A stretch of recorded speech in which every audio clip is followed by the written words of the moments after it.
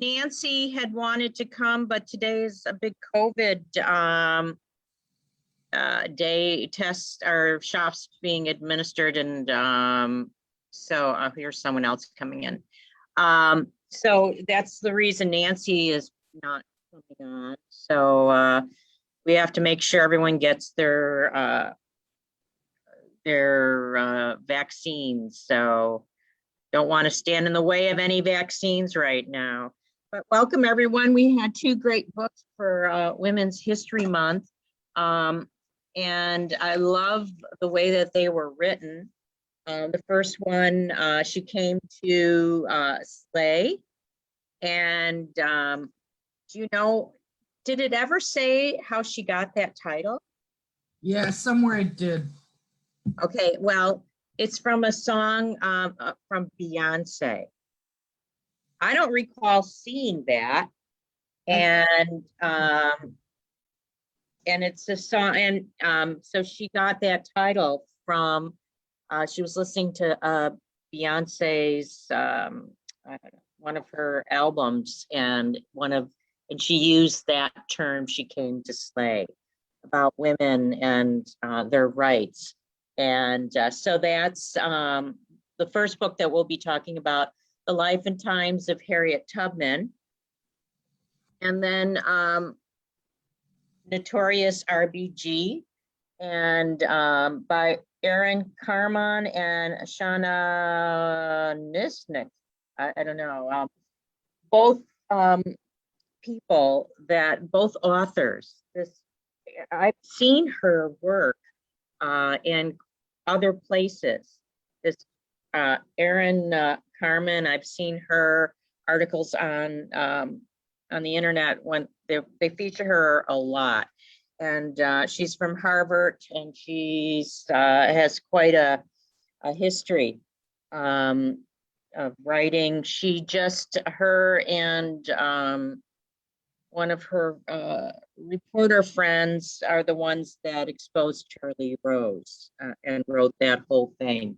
So she's quite the person. So we're going to be talking about both of these books. They're biographies. Usually, people read memoirs, but these are biographies written by someone else, and both in pretty much the same style. So anyone have any thoughts right away before we get started? Did you read both or one? Or Jerry, I know you read She Came. I just read the one. Yeah. Just read the Tubman one. Yeah. I read both. I read both. Yeah. Well, I read both too. And they are written in similar fashion. I love in this book finding out more about her as a mother, as a wife, which this book talked about, and then at the end, her physical, what she did to her exercise routine. I really like that. And then she passed on. We chose this book before her death, so it was a nice tribute to read about her. Trissa, which ones did you read? I read both of them, and I really liked their format and their setup for a couple of reasons. One, a favorite shtick to mine is if I need to understand something quickly, I read a children's book because it's straightforward. Yeah. It has facts, and these reminded me of that. Yeah. Like the fact that it put it in perspective about the time, and it talked about other things that were going on and things, in their time. I was overwhelmed by Harriet Tubman. When I looked at a map, when she walks from Delaware to St. Catharines in Ontario, I've driven that route. And I thought, I found it, you can do it in a day, but it's like, I knew I could go to a gas station. I knew I could go to a diner. I knew I cannot imagine walking it first of all. Yeah. With 9 people. I mean, the courage and the fortitude of that woman, it just overwhelmed me. She's just beyond belief cool. Yeah. I feel Yeah. the same way about Ginsburg in a different regard, that she just put her head down and steadfastly went forward. And in Ginsburg's case, she had really good support in her family, Mm-hmm. whereas Tubman didn't. Tubman lost her family. Yeah. They were both incredible women, and I think it was a really good choice and to read for Women's History Month. And I liked the format of the book. Yeah. For the she came to slay, Erica Armstrong Dunbar, when she was writing the book, wanted it to be across generations, that you could maybe read it out loud. And so I watched 2 interviews of hers. One was in DC at that one bookstore, and the questions and the people that were at that, and that was before COVID. And then I looked at something after COVID. She got asked to write about Harriet Tubman because the movie was coming out. And they said people are going to want more. And so that was kind of the instigator in writing the book. And she also said in writing the book, they asked her about a couple of scenes from the movie, and she said, I am the worst person to go to a movie with. She goes, their teeth don't look like that. Because she's a historian. She's a professor at Rutgers, and but she said, you know what, they had to do it that way to drive the story. And so she wouldn't say anything bad about the movie and what was true and what wasn't true. She was very careful. She knew everyone on that team that produced that movie. So she was very careful about that. And so, yeah, and then I watched a C-SPAN, there's a couple of C-SPAN interviews with her that are, and I'll show you a little clip of it in a moment. But so, I think you can say the same thing about the movie about Ruth Bader Ginsburg. Because when you fact check that one, yeah, take license. But while you were talking about that and saying that the Erica Armstrong Dunbar's reaction and that she was cautious not to correct things. yeah, Going through my mind is the message gets out about that woman. The curiosity gets out about that woman. And in the case of Harriet Tubman, I can't speak because I haven't seen the movie, but in the case of Ruth Bader Ginsburg, they really don't stray that far. no. They capitalize on some things, but they don't stray that far. But the message gets out. And come on, it's easier to go to a movie than it is to read a book. And not everybody's as cool as we all are that want to read books all the time, you know? Yeah. So. Both authors rely on primary sources. And as a librarian, you know, teaching kids like what's fake news, what's real, and both authors really rely on primary sources. And what I liked about Erica Armstrong Dunbar, she didn't say like, yes, this is how it happened. She always said, this is how we presume it happened. And I kept noticing how she said that, and I liked that.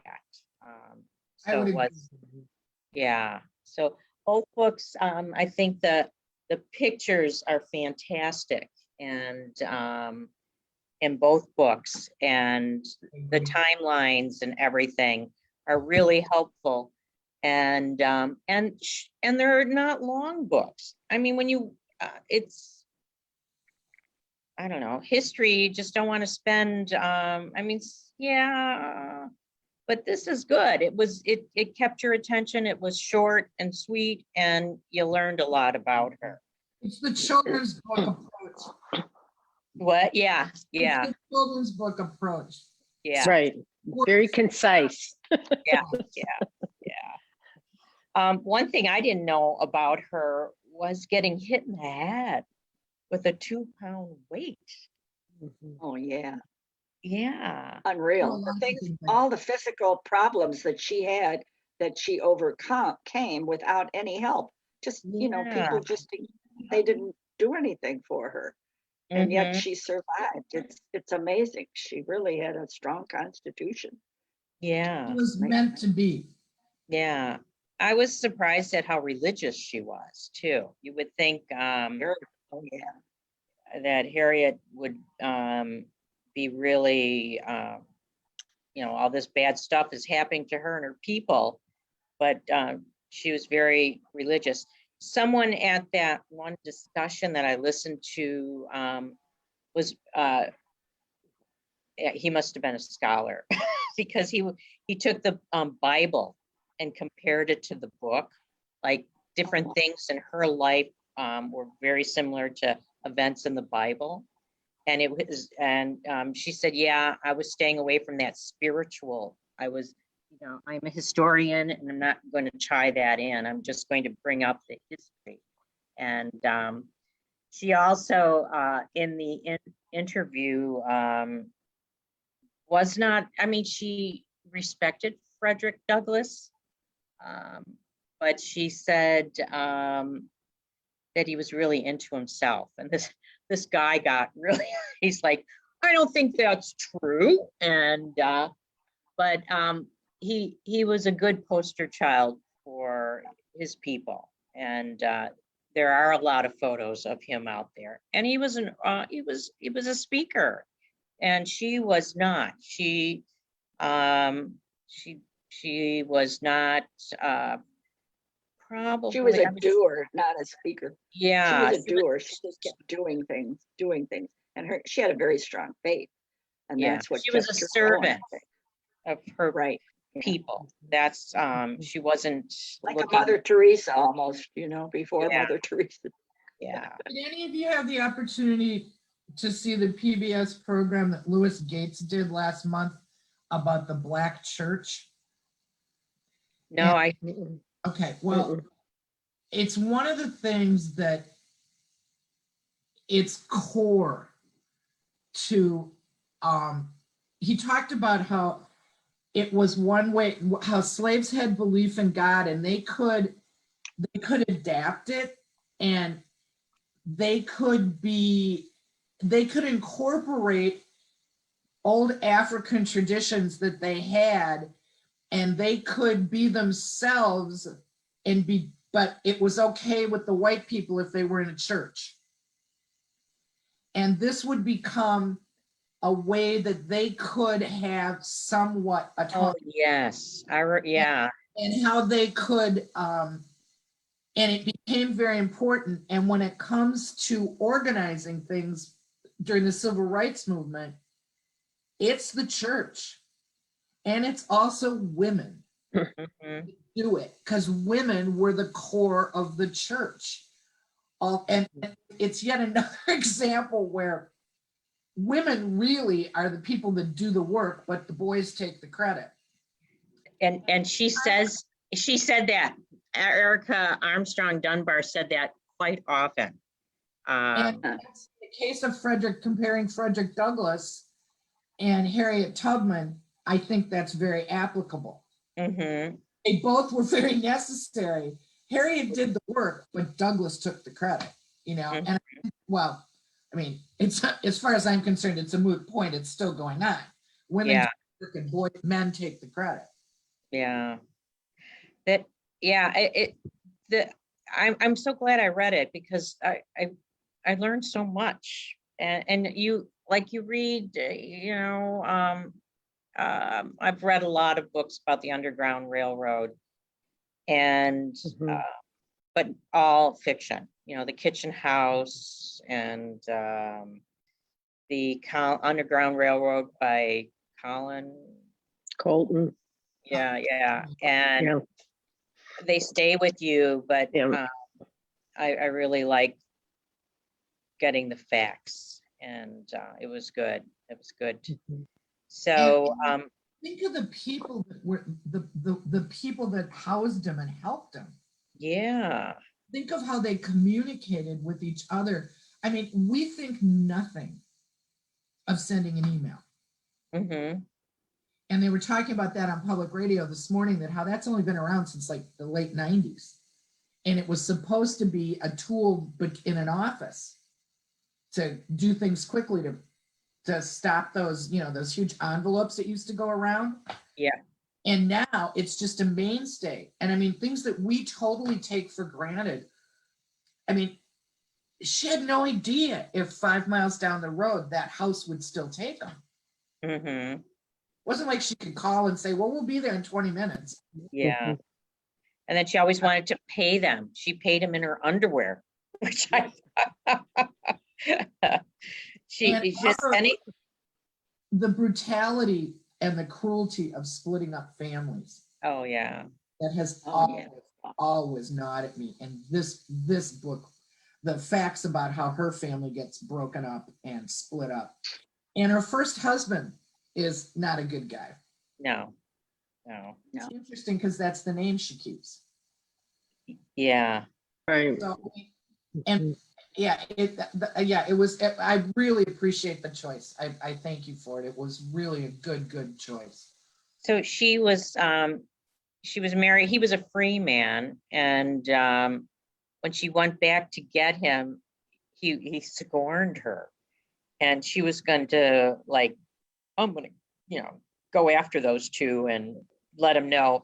But then she was thinking, she rethought it and said, wait a minute, in the end, she kind of rethought it and said, okay, let him go and I will go on my way. And but she had feelings. I mean, and I love that she married a man 20 years younger than her.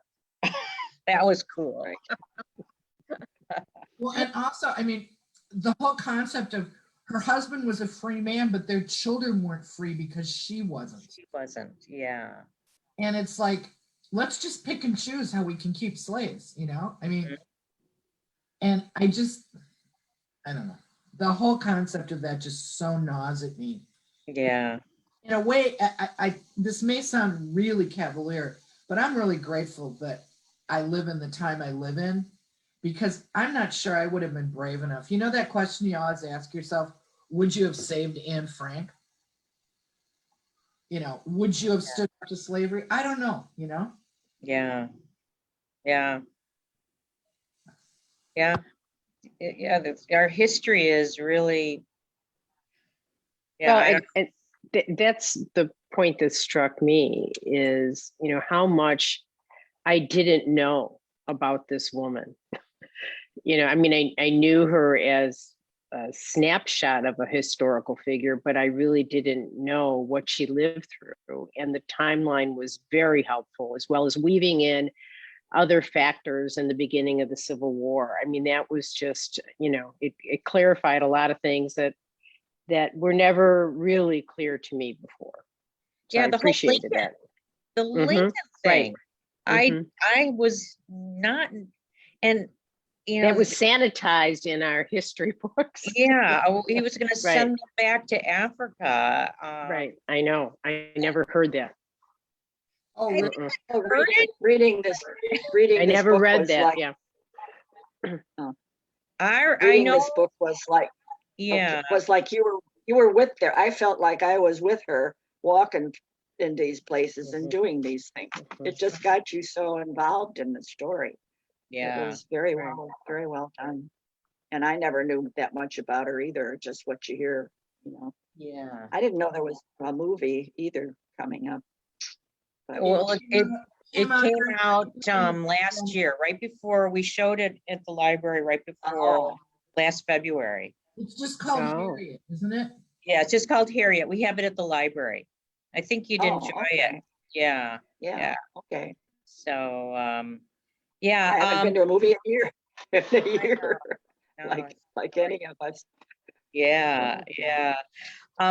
Let's look at the clip from C-SPAN. I'm going to share my screen and then we'll talk about that. Okay. That I just, let me get that.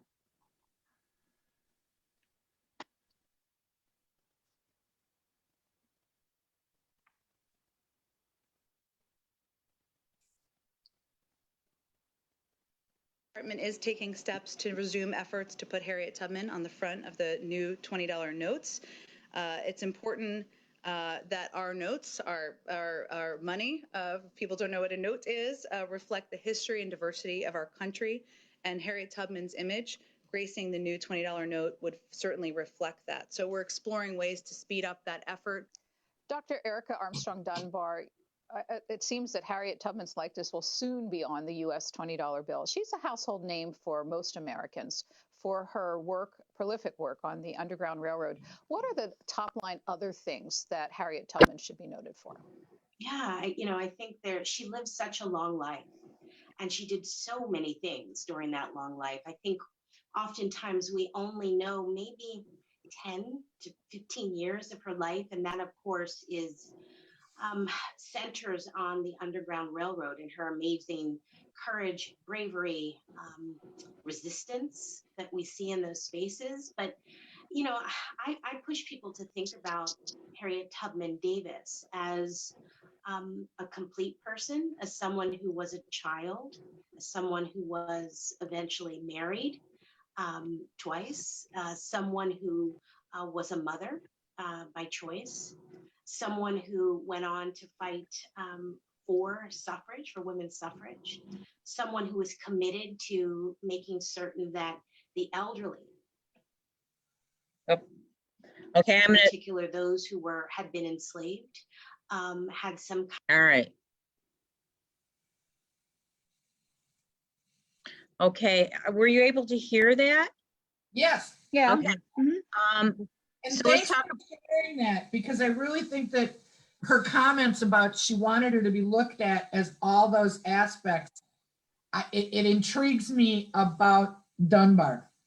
Makes me think, what else has she written? She's written two other books. One is about Washington's slave. That was kind of, I don't know, I haven't read it. Sounds like this is her third book, but I guess I didn't know about, and maybe I should have known about it, about the $20 bill. The note. That was a surprise. Well, there's been great controversy about the $20 bill because of Jackson. Yeah, she'd be on the other side of Jackson, they said. Because I find this interesting. Native Americans absolutely hate $20 bills. Or that's the sentiment that's held. Yet I can't imagine that they don't deal with thousands of them because they all casinos. Yeah. Oh, my phone. But because of Jackson's horrible treatment of Native Americans, hate $20 bills. Yeah, and that's what they were saying, yeah, she wasn't really, she really didn't handle money very well, but she always was able to find money. I mean, I was surprised she had a house and a place for her family to go. She always had resources. She could get the money. Someone would give her the money. And so they were thinking, wow, money wasn't really, it was just a tool for her. And then but it's a symbol. There should be, our country was built on these people too, and they should be represented in the $20 or any bill, any note. It'll be interesting because won't she be the first woman? Because the Susan B. Anthony dollar was a disaster. Yeah. So the interview that I watched was before COVID, and it was during the last administration. And she said, I think they started to get, during Obama is when they started getting this $20 bill proposed. And then she said, I don't see it going anywhere now. Erica Armstrong Dunbar. So I was happy to see that clip, which was in February. So it's slotted for 2020 unveiling. And, but But it says that this writing, there are no plans to unveil this new bill before 2028. I'm hoping They that keep pushing it down the road. yeah, but They now just I keep think pushing it down the road. I think with this administration, hold on first. You guys keep talking. I have someone here. Well, you're talking about that, Multitasking, the Maureen, silver dollar, right, the dollar, you know, the dollar coin that they had out. right. That really bugged me why Yeah. that didn't take place. You know, I'm very angry with the Treasury Department for wasting all the money printing dollar bills and pennies, things like that.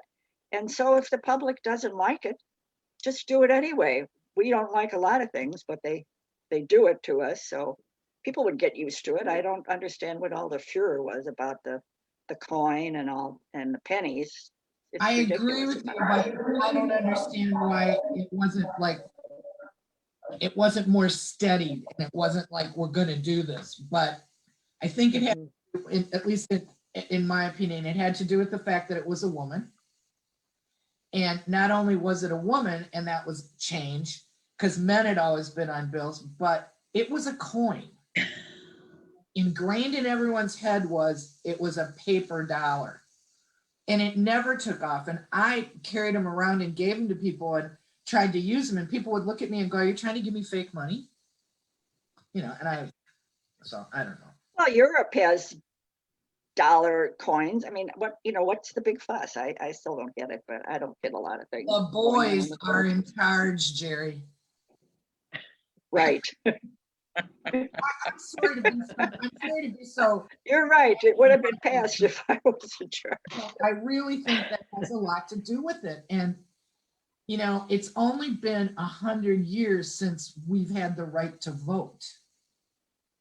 And That's true. what's happened in 100 years. Think of Ginsburg herself. I mean, I'm not saying that we should stop. I'm not saying we should ride on our laurels, but people that are in their 30s don't get it, that this is, I think, that this is an ongoing thing and you can't drop your guard. And Tubman is a classic example of she never dropped her guard. She kept going. And what's interesting with RBG, she in her marriage was never a second-class citizen.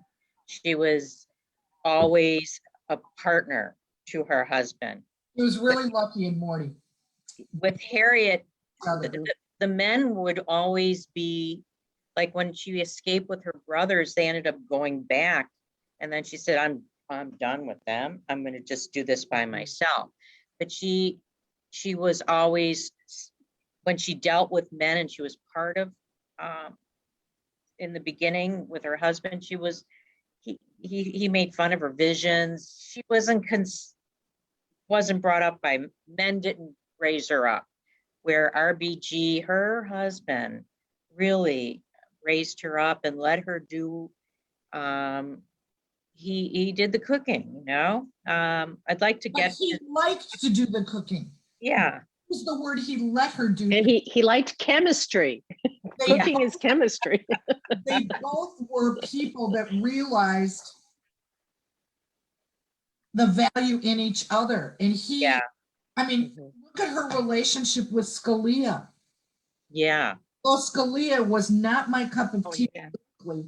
That relationship made me think Scalia must really be all right.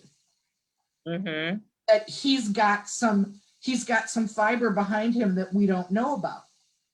Yeah. Why would this incredibly intelligent, level-headed human being be friends with this other guy? Yeah. And they were really good friends. They were, yeah. Their spouses were good friends. They loved to go to the opera together. Mm-hmm. Yeah, which I liked reading about that relationship, and cross the aisle is okay. You can do that. The first case that she becomes notarized in, she's defending a man. Mm-hmm. Right. You know, Yeah. I mean, and the fact that when she graduates top of the class, nobody will hire her. Yeah, because she had 3 strikes. She was a mother, she was a Jew, and a woman. So 3 strikes coming out of college. Yeah, unbelievable. Why are those strikes? That's, yeah, yeah. know? That's what she said. That's her quote. And I love that she said when her mother-in-law, I love that she had that really close relationship with her mother-in-law, because her parents had passed on, and her mother-in-law said, sometimes you just have to be a little deaf. And she used, I'm like, yeah, sometimes I have to be a little deaf. I like that. So, yeah, both books to me were good reads, and I was glad to, it's too bad Nancy's here, because she's the one who is the one who said, why don't we do, well, she didn't realize she said, why don't we do that book? But it was from the Chicago Tribune's list of books for historical books. And yeah. So well, I ironically, I bought this book as soon as it came out. And then a friend of mine borrowed it, and it was out of sight, out of mind. I never read it. Oh, So I finally got it back from her this week. I was like, yeah, I'm gonna read it. Yeah. Oh, Notorious My own book. RBG. Yeah. Yes. So Yeah. it's just, yeah. But I saw the movie, and I read a lot about her, of course. It followed her career once she got on the Supreme Court. I just found her to be pretty intriguing and an interesting backstory. And, so much of what she did affected my adult life, right? The timeline. And I found that the book did a very good job with that as well. It was just until 1976 that women could be protected in the workplace for being pregnant. I mean, that wasn't that long ago. Yeah. No, it wasn't. And that's one thing that I think everybody who's under 40 needs to read this book. Right. And right. Who takes things for granted needs to read I think all young women need to read as much women's history as they can, because think of what we're acknowledging that we've learned from these 2 books, and we've been around longer than that, but that's one thing that drives me crazy about young people these days. And I love it because I sound just like my mother that I used to object to. But I believe this, that you've got to put it in perspective. 1957 is not that long ago. Because it won't necessarily stay. And Roe versus Wade, for heaven's sakes, how many times does that get challenged? Right, exactly. Yeah. Stay vigilant, and you got to know what you're talking about. And both of these women did, particularly Ginsburg. She stayed vigilant. She knew what she was talking about.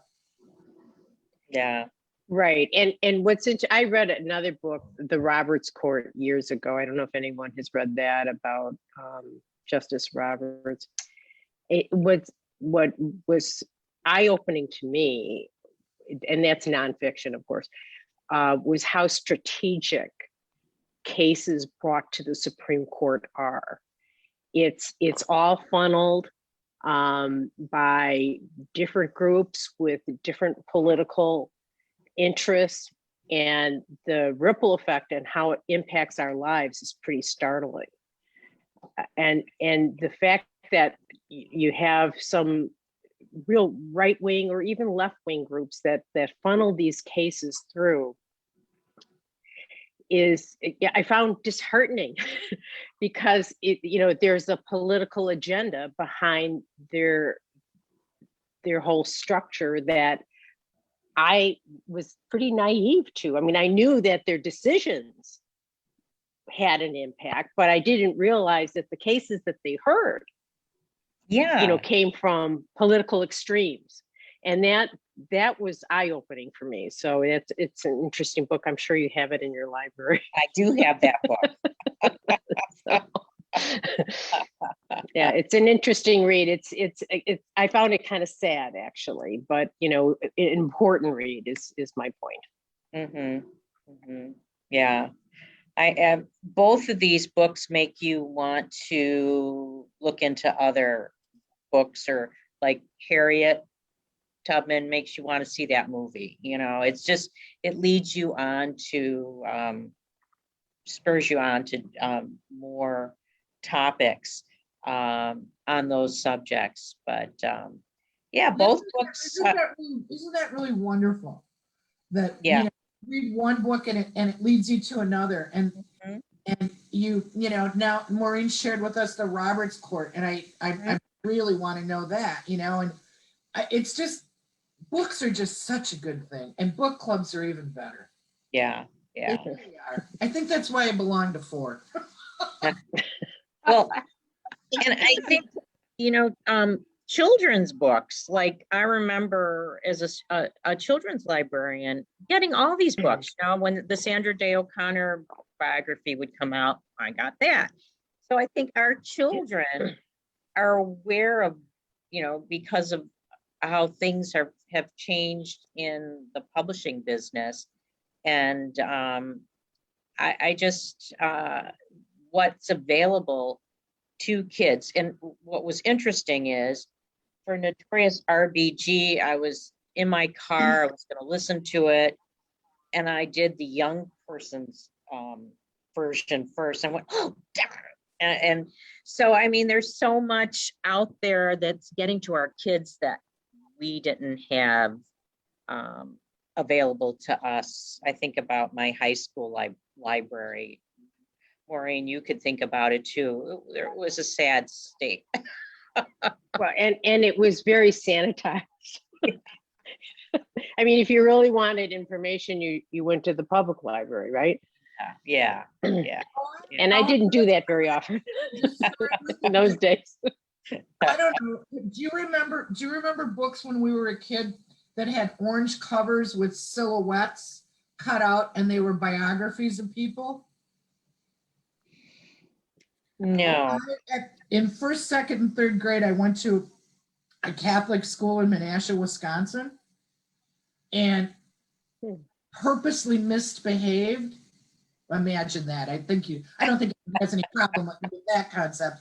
But anyway, one of the reasons I did that is the way I was punished was I was locked in the library.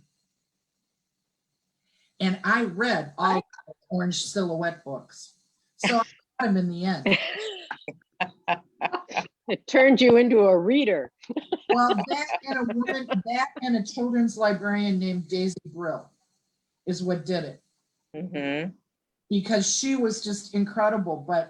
And children's books, as I've said earlier, have always been a source. I'll never forget, I was taking a clearing class like 20 years ago that was right over my head. It was about astronomy and stars. And I thought, this will be simple, you know, I'll just go in and we'll talk about this. And they were talking about stuff I didn't even understand. I went straight to the library and got all kinds of children's books about astronomy. And then the time I went to class, I at least understood what they were talking about.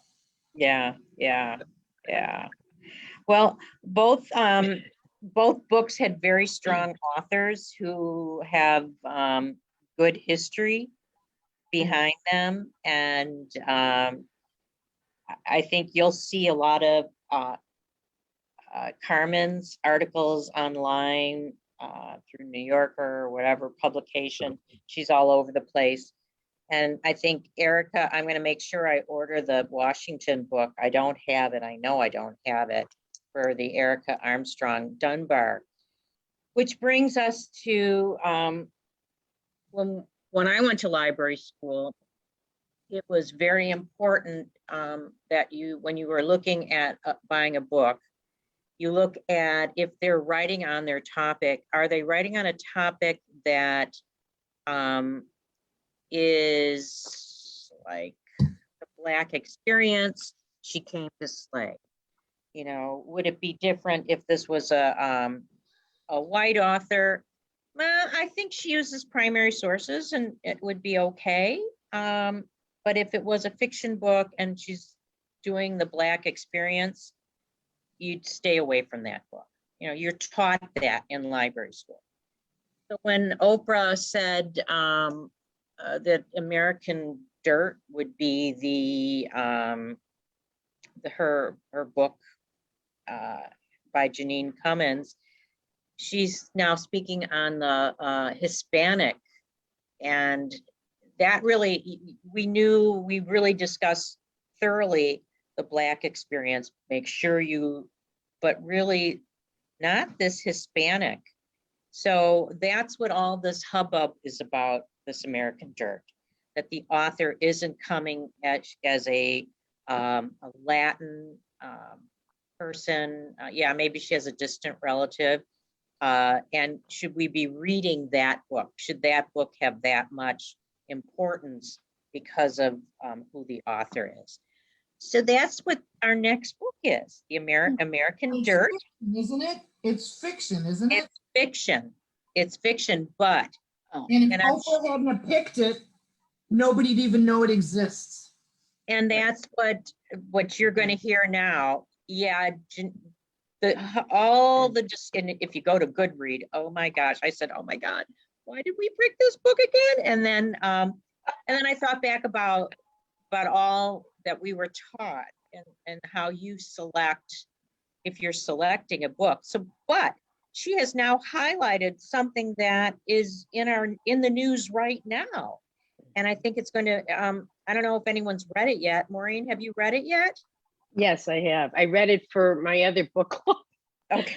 Yeah. And what's interesting is in that book club, we have 3 women who are friends, and one of them is related to each other, that are from Puerto Rico.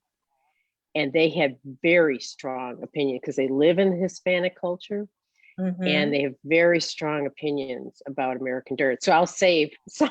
Save it. Our discussion. So, yeah. Yeah. I have very strong opinions about Oprah, okay, in her book club. Mm-hmm. I think the book club has done very good making people aware that this is an option in life. But suddenly when Oprah started a book club, and I'd been in one for like 10 years before she started one, it was the thing to do. And suddenly everyone discovered reading. And she got all this credit. And I'm not saying that she doesn't do good things, she isn't a good person, all that stuff, but it's like she didn't invent book clubs. No. And now I find it really curious. Reese Witherspoon has a book club. All these famous people read a book. Jenna Bush. And suddenly we should read the book. Yes. And I find that annoying. But there's Well, lists. we do that. We do that in our own way, but just with our own friends. If we find a book that we really like, then we recommend it to that person. Right. Sometimes they read it, sometimes they Don't go don't. on national TV and say, okay, this is Of course not. and I mean, Well, Oprah's, I'd really like to read a biography of her.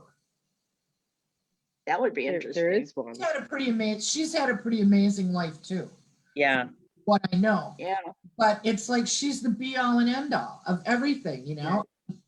Well, the positive thing is that she has raised awareness to the masses of the benefits of reading and sharing in a book club. So that's, it got a lot more people that's a good thing. engaged. Yes, Yeah. yes. You can say the same thing about J.K. Rowling for the generation Right. of children. that she- Absolutely. Yeah. And I'll tell you, Absolutely. Dolly Parton's imagination library Oh, that you can get is for kids is fantastic. And who knows about that? Librarians and people that read. Dolly Parton doesn't run around. I mean, that's something that you really have to kind of be a book person to know about. Yeah. She's another person that really is a perseverer, a doer. Just keep. Yeah. Definitely. Yeah. She's amazing too. Yeah. They're just, and we need to remember that, and we need to focus on that. They're just amazing people out there that are doing it. Mm-hmm. Mm-hmm. Yeah. Well, so I think we had any last thoughts on our books before we tie it up, and any Are Yes. you in the library now? Can I come and return books and get American Dirt? Yeah, I'm here. I'm here. All I'm right. double. Usually I'm home on Thursdays, but I'm working today. And I'm letting everyone out there do whatever they want, it looks like. Can I get a word in here? Can I get a word in here? Hello? Can you hear me? Yes, Yeah. Diane, yes. Yeah, I was trying to talk, but you got a busy crowd there. I don't want to spoil your day, but going back to the taking women's rights for granted, during the past year, I have asked several young women what they thought about the 19th Amendment, and they never heard of it. Oh, Yeah. So misery loves company. I just had to share that. yeah. You know that we Yeah. can't see you. Can you click your video on so we can see? That would be easier to be in the Well, actually not, but I am going to be taking off now. That's why I wanted to say that, but I have to leave. But thank you. Bye. Okay, bye. I was Thank you. just, this is kind of my way of ordering books. If I'm I get every magazine, and wherever they have a review, I order the book. So like People, Time, and then I sit with my computer or a pad of paper while I'm watching TV. And anytime a book is brought up and they talk about it, I order it. And I'll tell you, it's the best way. I mean, you can read all kinds of reviews of books before they come out, but my system right now seems to be working. And I just heard, and I'm trying to remember what show it was on, and the book was called American Adoption. And I said, well, do I want to get that book? And then I started to listen to the discussion. Has anyone heard about this book? And it's about people probably more I mean, we've heard it. There was a movie about in Ireland about babies being taken from their moms if they were under, if they were teenagers. And this is the story of women who are probably now in their 80s who had pregnancies, and then what they had to go through in the homes that they lived in. Because I thought it was about American adoption now, but it goes back and it talks about your rights, and you had no rights. If you were pregnant and you were 16, you were probably going to have to go into a home and give up that baby. And who was in charge? Who was in charge? The male Catholic Church. I'm not sorry. It is another example of the boys are in charge. yeah. Well, Yeah. I have to butt in here again. That has to do with history teaching. I look back at even my own history teachers years and years ago, and my daughters, they're all male, and maybe that's why the 19th Amendment didn't get enough attention. Yeah. And I think Erica Armstrong Dunbar is a history professor, and I wish I had her as my professor. Yeah, we would have learned something completely different. And yeah, I wish I would have been lucky enough to have somebody like Marty Ginsburg to be in love with. Oh. That loved me. No? Yeah.